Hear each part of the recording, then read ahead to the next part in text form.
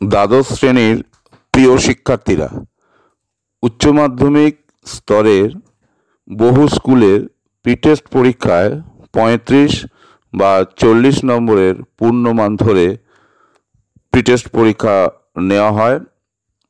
আমি এক্ষেত্রে ৪০ নম্বরকে পূর্ণমান ধরে একটা প্রশ্নের প্যাটার্ন তোমাদের সামনে আলোচনা করব, যেখানে সিলেবাসের ভিত্তি হবে স্থির তড়িতের প্রাথমিক ঘটনাবলী, তড়িৎ ক্ষেত্র, তড়িৎ বিভব, ধারক ও ধারকত্ব, প্রবাহী তড়িৎ এর ওহম সূত্র পর্যন্ত, এবং গোলীয় দর্পণ থেকে লেন্স অর্থাৎ জ্যামিতিক আলোক বিজ্ঞানের বেশিরভাগ অংশ লেন্স পর্যন্ত যদি সিলেবাস হিসাবে ধরা হয়, তাহলে উচ্চ মাধ্যমিক সিলেবাসের কোশ্চেন প্যাটার্ন অনুযায়ী কেমন প্রশ্ন হতে পারে, যাতে তোমাদের পরীক্ষার বসতে সুবিধা হয় এবং তোমরা সফল হও, তার একটা আলোচনা আমি কোশ্চেনের মাধ্যমে দেখাচ্ছি।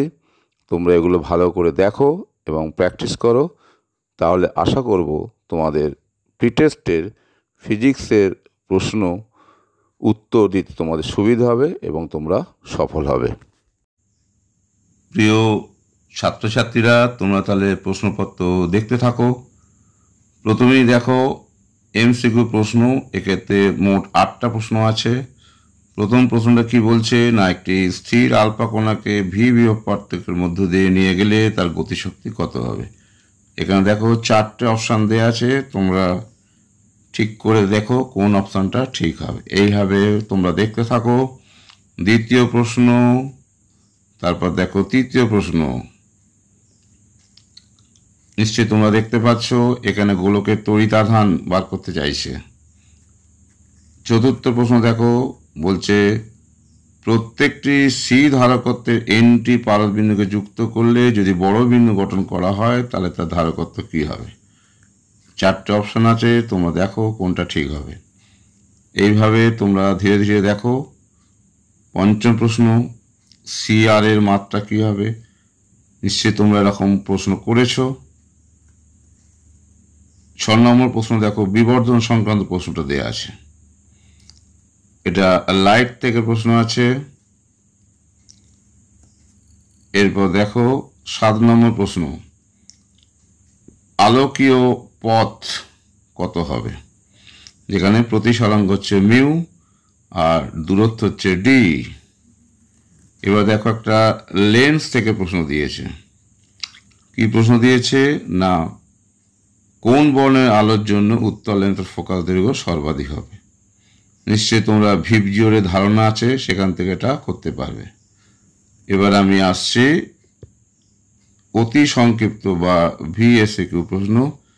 দেখো প্রথম প্রশ্নই বলেছে যে দুটো আধান Q1 আর Q2, যেখানে Q1 Q2 লেস দেন 0, তাহলে আধান দুটোর মধ্যে কার্যকর বলের প্রকৃতি কিরূপ হবে। নেক্সট, পরবর্তী প্রশ্নে চলে যাও। তোমরা এবার দেখো অথবা প্রশ্নটা কি বলেছে। এখানে Q1 প্লাস Q2 যদি 0 হয়, তার অর্থ কি হবে। পরের প্রশ্ন দেখো, ভোল্ট মিটার কোন ভৌত রাশির একক। অথবা প্রশ্নটার ক্ষেত্রে একটা লেখচিত্র জানতে চেয়েছে, আইটি লেখচিত্র। এবার একটা দর্পণের প্রশ্ন দিয়েছে, উত্তল দর্পণের, যে অসৎ বস্তু বা সৎ বস্তু যাই হোক না কেন, এখানে বলেছে সৎ বস্তুর কি সৎবিম্ব গঠন করতে পারে। নিশ্চয়ই তোমরা এটা জানো। নেক্সট প্রশ্নে দেখো, অথবা প্রশ্নে বলেছে সমতল দর্পণের ক্ষমতা কি হবে। নিশ্চয়ই তোমরা সমতল দর্পণের একটা বৈশিষ্ট্য জানো, যে তার ফোকাস দৈর্ঘ্য কেমন হয়। নিশ্চয়ই এটা তোমরা পারবে। এইভাবে তোমরা পরপর প্রশ্নগুলো দেখতে থাকো। দেখছো তোমরা শেষ প্রশ্ন, ভিএসএকের আপেক্ষিক প্রতিসরাঙ্কের ক্ষেত্রে দুই মাধ্যমে আলোর গতিবেগের সম্পর্ক কি হবে। এবার আমি আসছি 3 নম্বর প্রশ্নে, অর্থাৎ এসএকিউ সংক্ষিপ্ত প্রশ্ন। দেখো কি দিয়েছে, একটি তড়িৎ ক্ষেত্র ভেক্টর দিয়ে দিচ্ছে, তাহলে তোমাদের তড়িৎ বিভবের সমীকরণটা এক্ষেত্রে নির্ণয় করতে হবে। নেক্সট প্রশ্ন দেখো, তড়িৎ দ্বিমেরু ক্ষেত্রে পি ভেক্টর দিয়ে দিচ্ছে, ই ভেক্টর দিয়ে দিচ্ছে। পি নিশ্চয়ই তোমরা জানো কি, তাহলে এক্ষেত্রে আমাকে টর্ক বার করতে হবে। নিশ্চয়ই তোমরা জানো যে টর্কের রাশিমালা কি হয়, সেক্ষেত্রে টর্কের ভেক্টর উৎপত্তি রূপ কি হয়। নিশ্চয়ই তোমরা তাহলে এটা প্রয়োগ করতে পারবে, ভেক্টরের কনস্টিটিউয়েন্ট থাকলেই পারবে। এবার দেখো একটা কারেন্টের প্রশ্ন দিয়েছে, কি সেটা না, পরিবাহিতা দিয়ে দিয়েছে, শ্রেণী সমবায় যুক্ত করা হচ্ছে, তাহলে তুল্য পরিবাহিতা কত হবে। তোমরা রোধের ক্ষেত্রে এটা নিশ্চয়ই দেখেছো, রোধের শ্রেণী সমবায় পড়েছো, সমান্তর সমবায় পড়েছো, তুল্য রোধের ধারণা পড়েছো, আশা করি তোমরা পারবে। এবার দেখো একটা সংজ্ঞা জানতে চাইছে, লেন্সের ফোকাস ও আলোক কেন্দ্রের সংজ্ঞা। নেক্সট, এবার আমি চলে আসছি মাঝারি প্রশ্ন বা মিডিয়াম টাইপ প্রশ্ন। এক্ষেত্রে 4টে প্রশ্ন আছে, 3 4 12 নম্বর। প্রথম প্রশ্নে দিচ্ছে যে গাউসের উপপাদ্য থেকে কুলম্বের সূত্র প্রমাণ করো। এটা খুব ইম্পর্টেন্ট প্রশ্ন। এরপরে যেটা আছে স্টিরিওটাইপ প্রশ্ন, প্রথাগত প্রশ্ন, ইএসইউ বিভবের সঙ্গে ভোল্টের সম্পর্ক। এটা নিশ্চয়ই সবাই পারবে। এবার এই ভৌত রাশির একক সম্পর্কে একটা ভেরি গুড কোয়েশ্চেন দেখো, coulomb square per newton metre square কোন ভৌত রাশির একক। এই যে ভৌত রাশির একক সম্পর্কে তোমরা অনেক প্রশ্নই পাবে, এটা তোমরা ভালো করে প্র্যাকটিস করো। একই রকমভাবে দেখো দ্বিতীয় প্রশ্নে কি দিয়েছে না, কুলম ভোল্ট স্কোয়ার কি একক সূচিত করবে, যে ক্ষেত্রে সি হচ্ছে কুলম ভোল্ট স্কোয়ার, এটা তোমরা এইভাবে পড়ো সিভি স্কোয়ার, যেখানে সি হচ্ছে ফ্যারাড, ভি হচ্ছে ভোল্ট, অর্থাৎ ফ্যারাড ভোল্ট স্কোয়ার কোন ভৌত রাশির একক সূচিত করবে। নেক্সট, সমান্তরাল পাত ধারকের ধারকত্বের রাশিমালা। এটা টেক্সচুয়াল প্রশ্ন, এটা সকলেরই পারা উচিত। এবার একটা দেখো অঙ্ক দিয়েছেন, অভ্যন্তরীণ রোধ সংক্রান্ত অঙ্ক। 6 ওহম অভ্যন্তরীণ বলেছে এবং 2 ভোল্ট তড়িৎচালক বলে একটা ব্যাটারি কে যুক্ত করা হয়েছে কত রোধের সঙ্গে না, 15 ওহম রোধের সঙ্গে। বহিস্থ রোধ 15 যুক্ত করলে কোষের প্রান্তদ্বয়ের বিভব পার্থক্য কত, অর্থাৎ কোষের প্রান্তদ্বয়ের বিভব পার্থক্য মানে তোমাদের নষ্ট ভোল্টটা জানতে চাইছে। আগের প্রশ্নের সঙ্গে একটা 1 নম্বর প্রশ্ন আছে, শান্ট কি বা বিকল্প পথ কি। এবার অথবা প্রশ্ন দেখো, বলছে শ্রেণী ও সমান্তর সমবায়ে দুটো যদি সমমানের রোধকে যুক্ত করা হয় এবং তুল্য রোধ যদি এক্স ও ওয়াই হয়, তাহলে প্রমাণ করো এক্স সমান 4y ও প্রতিটি রোধ আর equals to root over x y. এটা যারা একটু অঙ্ক টঙ্ক করে তাদের পক্ষে পারা উচিত।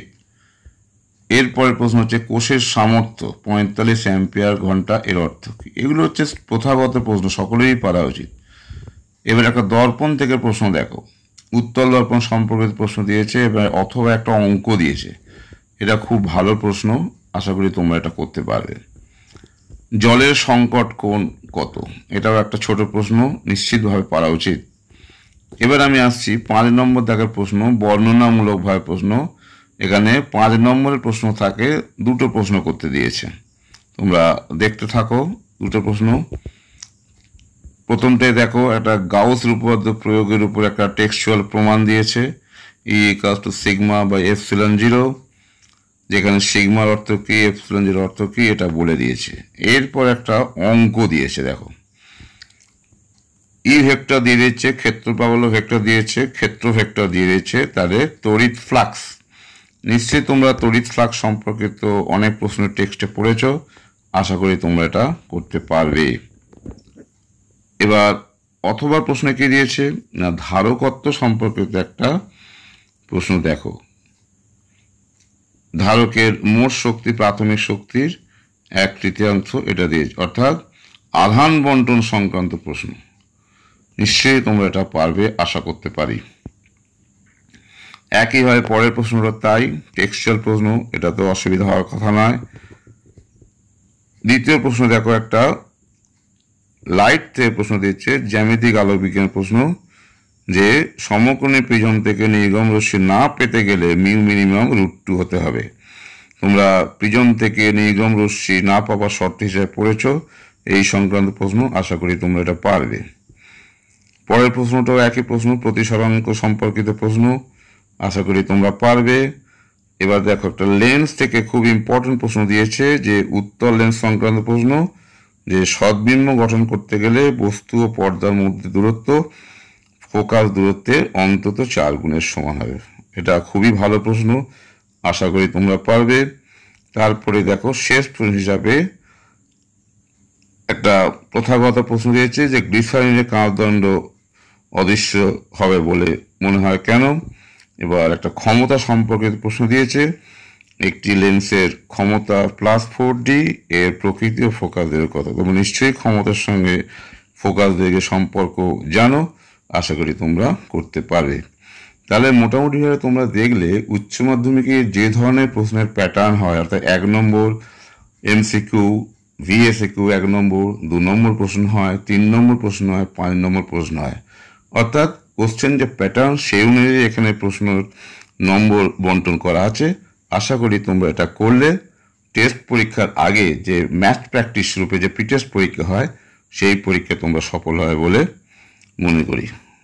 তোমাদের প্রিটেস্ট পরীক্ষা ভালো হোক এই আশা রেখে এখানে শেষ করছি।